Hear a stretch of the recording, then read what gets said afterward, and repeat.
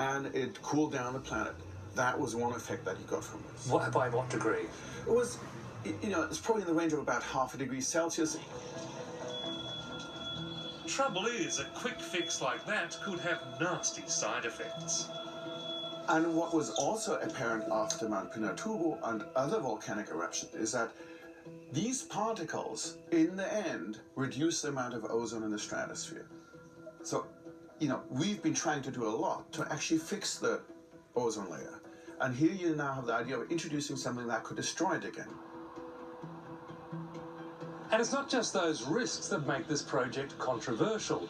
It's the fear held by many of the scientists themselves that just the suggestion of a magic bullet gives governments an excuse to keep pumping up emissions. So, you've been running the numbers on this. I mean, is it economically feasible? Part of the problem is just how much cheaper this geoengineering would be than switching to renewables. I mean, if anything, it is too cheap. Economist Gurno Wagner is the project's executive director. It's so cheap that we are talking about single-digit billions of dollars to potentially influence the entire planet's climate.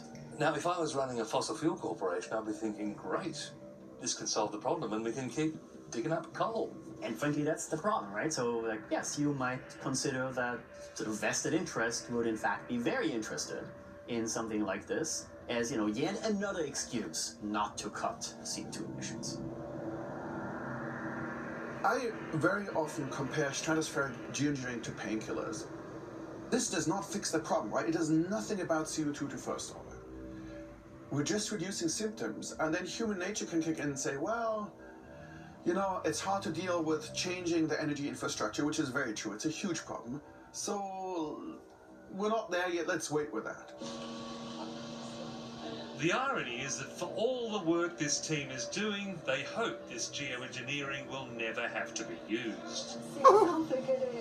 They just want to make sure the real benefits and hazards are known before governments or corporations try it. Yeah, before, right.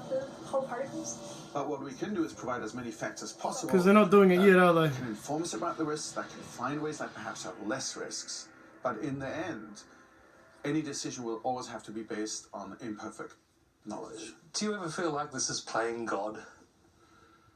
It is. There's a huge amount of hubris in this idea of saying, well, oh, we've caused a problem, let's fix the problem, and I know how to do this. We're going to do this, and we know exactly what's going to happen to the whole planet. Yes, it has a lot of that. It's actually quite unsettling, and quite frankly makes me quite anxious. This can